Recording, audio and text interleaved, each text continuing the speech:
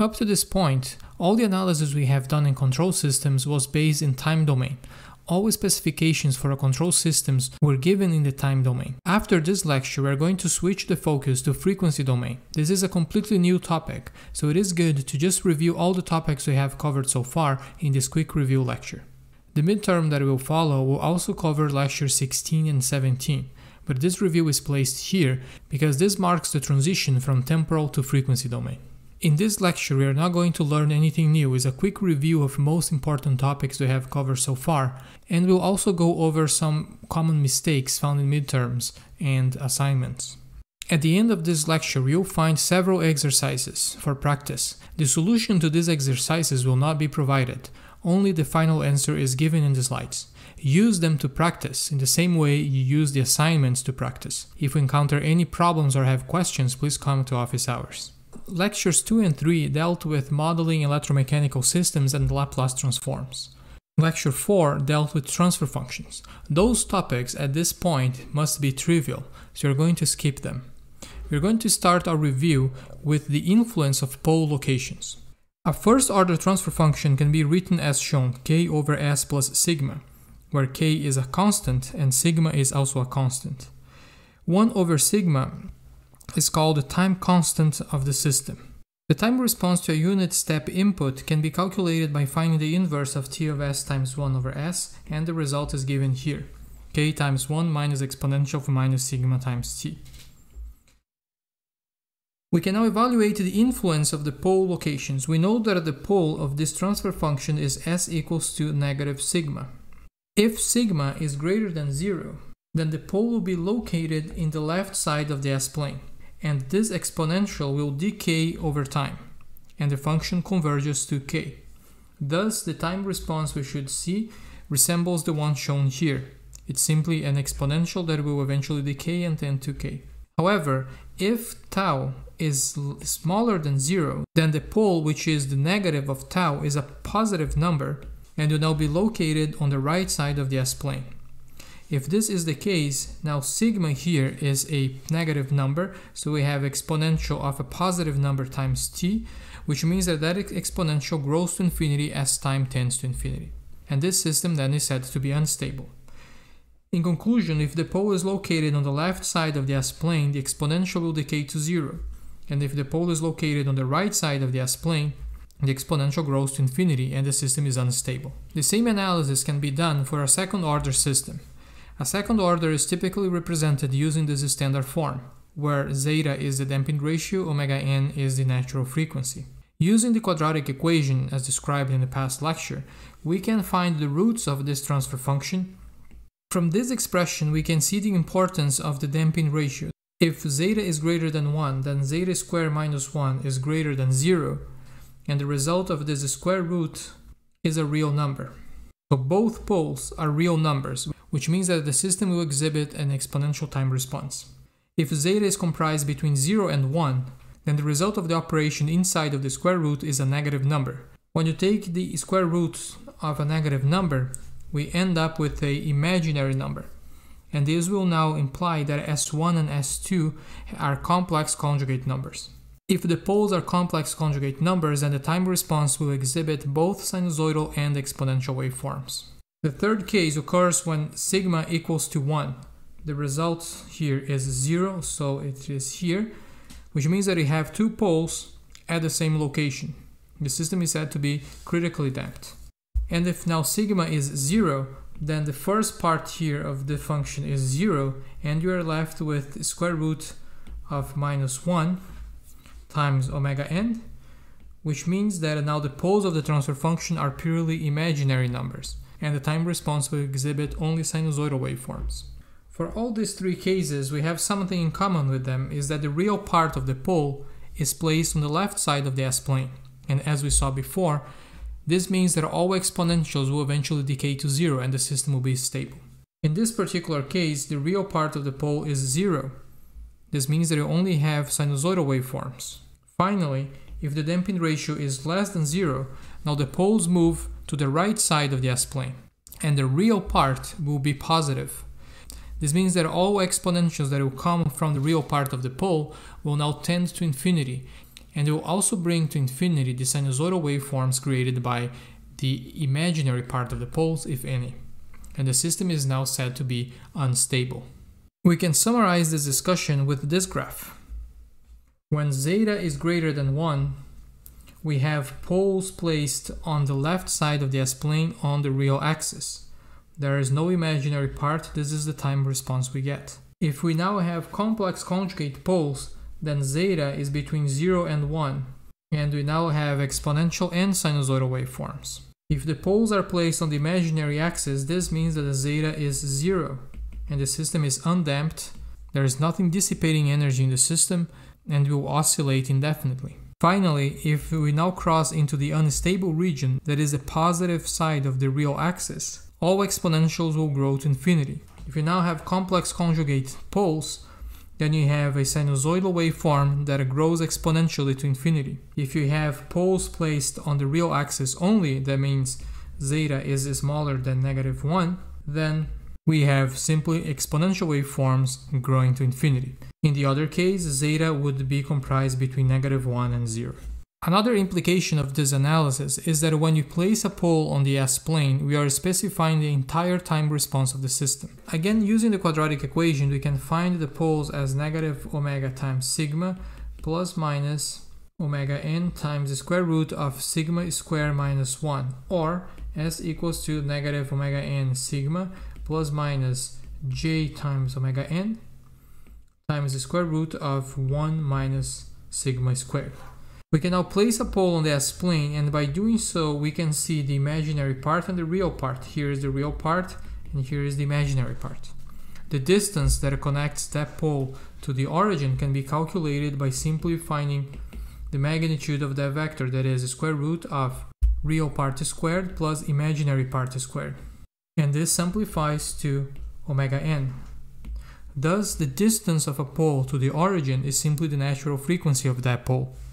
If you call this angle theta, we can now write that theta equals to sine of omega n times zeta divided by omega n, which simplifies to sine of zeta. Thus, theta can be calculated as the inverse sine of the damping ratio zeta. The greater that angle, the greater the damping ratio. The next topic we covered deals with performance of feedback control systems. By performance, we mean how the system responds to a given command. The time response can be characterized in terms of steady-state error, rise time, peak time, and peak value. From them, we can take the settling time within 2% of the final value and the percent overshoot. These concepts at this point must be very clear to you. The steady-state error is simply the final value of the system minus its desired value. The settling time within 2% of its final value is the time the system takes before it reaches a value that is around 2% of the final value and stays within that range. The percent overshoot is how much the system exceeds its desired value. We've derived some expressions to calculate all these values. From those formulas, we define the peak time, and using the peak time we can calculate the magnitude at the peak time, and using the magnitude of the peak time we can calculate the percent overshoot. One thing to note here is that the percent overshoot is given in percent, and that's why you have this 100 factor. For example, if you are requested to find the value of sigma that leads to 40% overshoot, then PO is 40, not 0.4. Through these formulas we can also find the settling time, which appears to be inversely proportional to the real part of the poles. This has many important implications, as we saw that the poles that are closer to the imaginary axis are slower and thus will dominate the time response of the system, whereas those that are far from the imaginary axis will decay very fast to 0 and sometimes they may be neglected. Notice that the percent overshoot in particular only depends on the damping ratio, and this expression is only valid for zeta varying between 0 and 1. If zeta is greater than 1, what is the percent overshoot? 0. A sufficient condition to have no overshoot is that zeta must be equal to 1 or greater than 1. And again, this expression is only valid for underdamped systems. The next topic, and perhaps one of the most difficult ones to master at first, is the block diagram. There are three fundamental operations that need to be very clear at this point. The first one is to obtain a block diagram from a transfer function. The second one is to obtain the transfer function from the block diagram. That is, you're given a block diagram like this one, and you're expected to find the relation between y and r, or the transfer function between the input and output.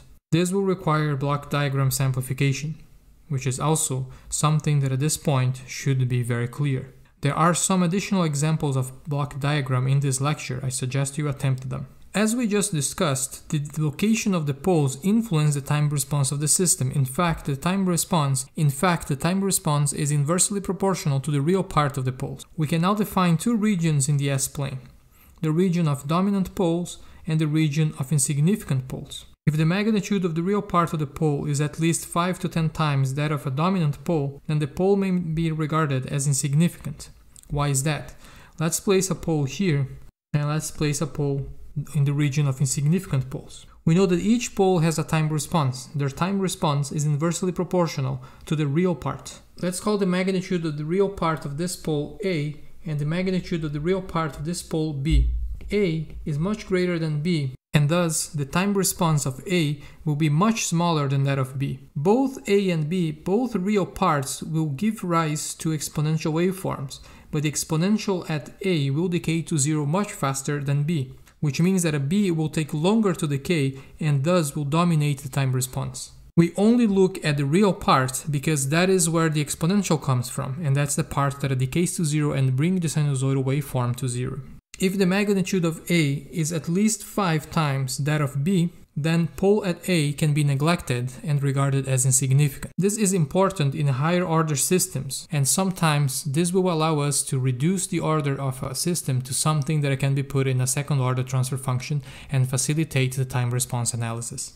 The next topic that we covered was the concept of stability. We established that a system is said to be stable provided that it has a bounded output to a bounded input. The Routh-Hurwitz stability criterion is a simple way to evaluate the stability of a system. It takes the characteristic equation of the closed-loop transfer function, as given in equation 1. All coefficients of equation 1 are then arranged in this specific array, and through some operations, we can simply count the number of sign changes in the first column to assess the stability of the system. Each sign change corresponds to a pole with a real part lying on the right side of the S-plane, and thus the system is unstable. If the first column has all positive or all negative elements, then the system is said to be stable. There are no sign changes. The advantage of this system compared to finding the poles of a transfer function by solving for a high-ordered polynomial is that in this case, the coefficients of that polynomial can be a function of a system parameter, for example a control gain, and you can then assess the range for that control gain that will make the system stable or unstable. We can now combine everything together in a root locus. The root locus is a good way to summarize everything we have covered so far. It displays a picture of all possible location of poles as one parameter in the system tends from 0 to infinity, and this is very useful. It is simply a picture of the location of the poles of a transfer function whose characteristic equation is written in the form of 1 plus k times L equals to 0, where L is a function of S and k is the parameter of interest that will go from 0 to infinity. For this particular example, the characteristic equation of the transfer function is 1 plus 1 over S times S plus A equals to 0. After rearranging this equation in the standard form, we'll see it here. 1 plus A, which is the parameter of interest, times a function of S. To find the root locus, we'll now make A go from 0 to infinity, solve for the roots of this expression for all those points, and plot the resulting points here. This would be very impractical to do every time we want to assess performance of a given system. So there are a set of rules that will help us draw these plots. The first rule is to prepare the characteristic equation in the form of 1 plus k times h equals to 0. In some cases, if you have a simple control gain like this, and a unit feedback loop where k is the parameter of interest, then the characteristic equation will be ready in the form we need for root locus analysis. If not, then the characteristic equation needs to be rearranged until it's written in the form given in equation 4. Following that, we locate the poles and zeros of h of s in the plane, locate the segments of the real axis that contain a root locus. we know that the root locus is always to the left of an odd number of poles and zeros. The poles of the closed loop transfer function will start at the poles of h of s and will migrate towards the zeros of h of s. If there are more poles than zeros or more zeros than poles, then those poles or zeros that don't have a match will go or come from infinity, and will do so following asymptotes that will take them to infinity. These asymptotes will have specific angles that can be calculated here, and we have a centroid located at alpha. Now notice that alpha is not the breakaway or breaking point. Using the Routh-Hurwitz stability criterion, we can also find the maximum gain of k, if applicable, that will make the system unstable. Following that, we can determine the breakaway point, and again, the breakaway point is not the same as the centroid of the asymptotes. Next, we can find the angle of departure of poles and zeros for complex poles or complex zeros, and finally complete the root locus. One interesting observation can be made if you have a system in this format. We know that the characteristic equation here is 1 plus k times h. We can now look at the poles and zeros of function h of s and determine the root locus based on that. This is very useful because we can now look at the open loop transfer function h of s, and we know that the poles of the closed loop transfer function will go from the poles of h of s towards the zeros of h of s, as k goes from 0 to infinity. Thus, based on the open loop transfer function, we can use root locus to determine the closed loop stability and the location of the closed loop poles, without actually having to compute the closed loop transfer function. The next topic, and perhaps one of the most important ones in control systems, is the notion of proportional integral derivative controllers, or PID controllers. A PID controller is simply the combined action of a proportional, an integral, and a derivative gain. An element that is proportional to the error, another one that integrates the error over time, and another one that takes the derivative of the error. The proportional controller looks at the present error, whereas the integral controller looks at the past error, and the derivative controller looks at the future error or the rate of change of the error over time. We have studied the effects of all these elements in the time response of the system, and you can come up with this short summary. If we increase the proportional gain, that will lead to increased overshoot and a decreased steady state error. The proportional gain typically has minimal impact in the settling time of the system. By now adding an integral gain, the integral part will always eliminate steady state error. The presence of an integral gain leads to a steady state error of 0. However, it will increase overshoot and will increase settling time. We can compensate for this added overshoot and settling time by using a derivative gain. If we increase the derivative gain, we decrease the overshoot and settling time, and of course the steady state error will remain the same. The derivative gain has no effect on the steady state error because the derivative of a constant value is 0. Next, we looked at how to tune a PID controller. We saw two methods. The first one is the Ziegler-Nichols PID Tuning Method, where we need to find the ultimate gain and the ultimate period of a system. First, we need to put our system in a closed feedback loop and have a proportional gain. Increase the proportional gain up to the point where the system becomes unstable. That value is called the ultimate value Ku. If the system now has poles lying on the imaginary axis, it will oscillate indefinitely at a given frequency.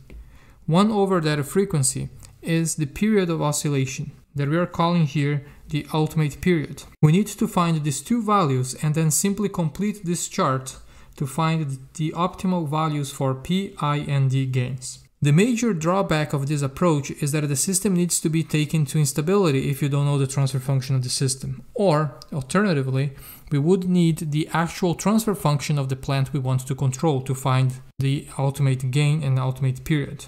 If the transfer function is not available, then the system needs to be taken to instability manually, which is not always feasible. And this issue is what leads to method 2. In method 2, all we need is the open loop time response of the system. Say for function h of s, we can give this function a step input, watch the output, and based on that output, we can now calculate the optimal PID gains. Once again, this is done using the open loop response of the system and not the closed loop response, as was the case in method 1. Most industrial systems will have a time response as shown here. This is a delayed first order response. We see that the system starts to respond after delta t seconds. We can now measure the time response experimentally and use this to tune a PID controller. This is a lot easier than the previous method. All we need here is to determine the slope of this curve, which is its maximum value divided by tau, and the delay delta t. Using these values, we can now complete a different chart that will provide the optimal PID gains. And this is it for the first part of this course. All this analysis has been done in the time domain, which means that we are looking at the time response of the system and specifying performance or evaluating performance based on how it responds over time. From now on, starting in the next lecture, we're going to shift our focus to frequency response. So this marks the transition between temporal and frequency response in control systems. In this lecture, you'll find around 20 exercises like this one. The solutions to these exercises will not be provided. You have the answer written at the bottom or at the end of the slides. Use them to practice. And if you have any issues in that process, please attend office hours. Thank you.